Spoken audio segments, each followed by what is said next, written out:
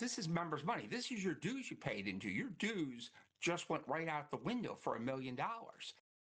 Tonight, the union representing thousands of state and local workers faces renewed transparency questions as we're learning that AFSCME Council 3 fell victim to a phishing scam and lost over $1 million in union dues. Fox 45's Mackenzie Frost takes us through the findings. AFSCME continues to spark headlines, and this latest financial problem even has some members asking, how could this happen in the first place? As we continue to demand answers from the union, some experts tell me this could spell trouble. AFSCME Maryland Council 3 represents employees all across the state. From Maryland's eastern shore to the western mountains of Garrett County. Every year, the U.S. Department of Labor requires some sort of financial disclosure form, and that's where details of a scam come into focus. According to this 2022 filing, AFSCME Council 3 made multiple payments to the law offices of Brian Lace, PC, at an address listed in Washington, D.C. When searching that address online, it comes up as a large apartment building. Patrick Moran, president of AFSCME Council 3, wrote on the federal document, the council was a victim of a phishing scam, totaling more than $1 million. Moran wrote the council recognized the scam happened in June of that year, but not before several payments were made to Brian Lace. And in June, documents show 3 payments were made. The document reveals the money was initially paid as legal fees. To date, no funds have been recovered, Moran wrote. What was the service they thought they were buying? Political analyst John Dede says there are a lot of unanswered questions about how the union was swindled out of $1 million. So I think members really need to ask Patrick Moran a lot of questions. How did this happen? Was this a service? Was this a illegal payoff? What was this going on? Because this is members' money. This is your dues you paid into. Your dues just went right out the window for $1 million. A quick search through the D.C. bar for an attorney named Brian Lace proves fruitless. We reached out to Moran Monday seeking to set up an interview. We also sent questions, including what exactly was a phishing scam and why did Council 3 pay more than $1 million to a law firm? What type of loss did it cause to Council 3's operations? Did the members know anything about it? Does Council 3 know who was at fault? Was anyone held accountable? And what law enforcement agency was contacted to investigate this phishing activity?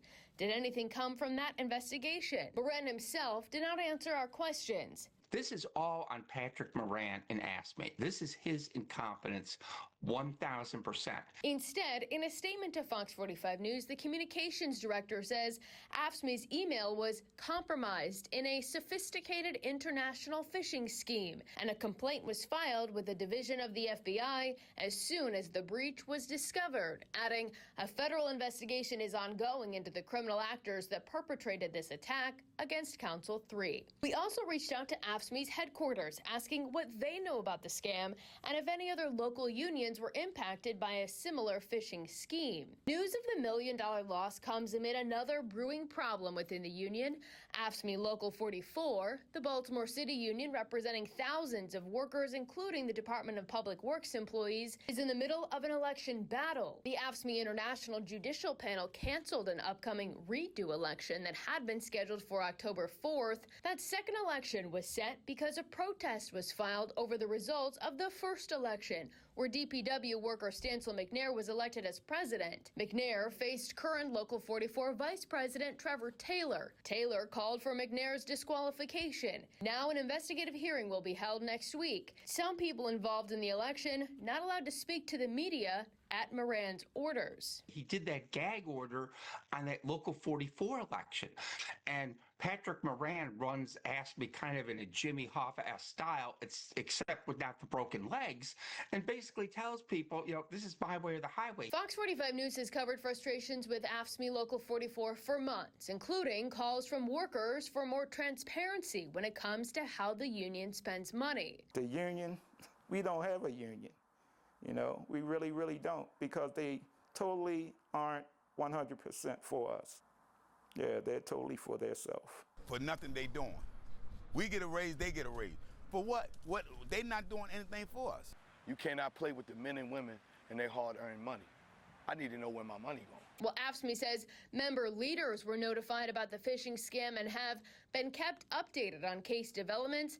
Didi says members deserve to know more information about where their money went. Where were the internal checks and why did they fail so badly? I followed up with AFSCME again, asking more questions as we continue to try and figure out exactly what happened and learn more information about what the union knew about this phishing scam. As we learn more details, we'll be sure to keep you updated. In the newsroom, Mackenzie Frost, Fox 45 News. Hi, I'm Maxine Stryker. Thanks for watching. Don't forget to like this video and subscribe to our channel and check out Fox Baltimore on social media to find more stories like this.